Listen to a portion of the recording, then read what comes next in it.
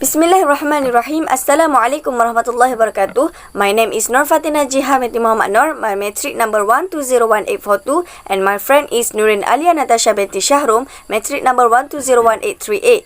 We will share with you the topic about the importance of Malaysian Sign Language BIM in teaching the basic subjects of Fardu Ain PAFA to the deaf community. There are 5 authors in this journal, which is Shazmi Muhammad Rashid, Nur Lidah alias Najihah Jamhari, Muhammad Yaakob Zulkifli Muhammad Yusuf, and Zahia Haris. The articles was published in Journal Juku, the Asia Pacific Journal of Curriculum and Teaching in 2017, Volume 2, Issue 4 on October 2014.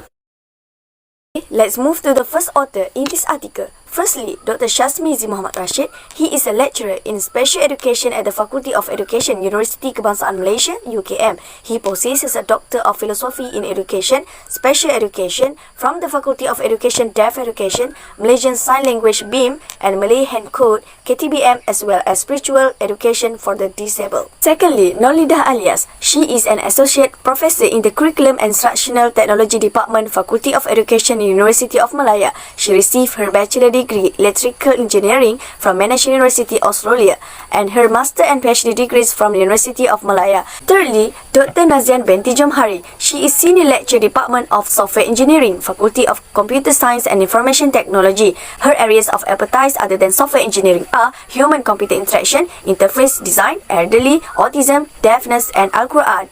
The author number 4 is Prof. Datuk Dr. Muhammad Yaakob. He is an academic in Malaysia. He works as a professor in the Department of Al-Quran and Hadith, University of Malaya Islamic Studies Academy. He active wrote and published 53 books in various fields. And the last author is Dr. Zahia Haris. She is a PhD student in the Department of Islamic History and Civilization, Academy of Islamic Studies, University of Malaya. Her area of specialization and research are in curriculum development. Content review for article. The purpose of this studies is to determine the significance of Malaysian Sign Language BIM in the teaching of Perkara Asas Fardu Ain PAFA among the deaf community. The main concept and theme of studies are Malaysian Sign Language, which is a form of communication used by the deaf community in Malaysia, and BIM is important during the teaching and learning PAFA.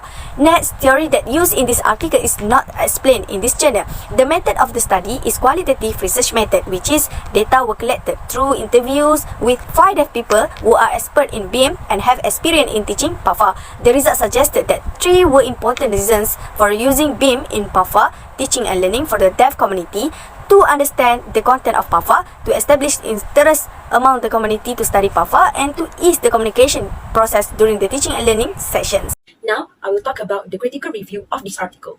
Firstly, the main issue raised by the writer is to identify the importance of Malaysian Sign Language BIM in the teaching PAFA among the deaf community. Secondly, the issue is interesting because this research is about identify the importance of BIM in providing understanding during PAFA teaching and gain interest in learning PAFA in the deaf community.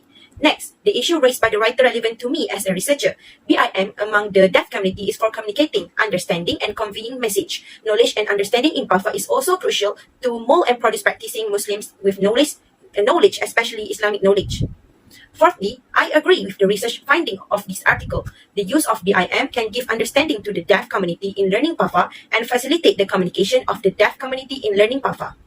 Fifthly, the research question answered by the researcher by using 3 main themes to show that the use of BIM can give understanding to the deaf community in learning PAFA and facilitate the communication to the deaf community in learning PAFA.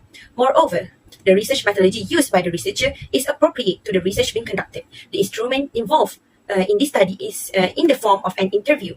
The purpose is to reveal and understand more clearly the importance of sign language in teaching PAFA to the deaf community.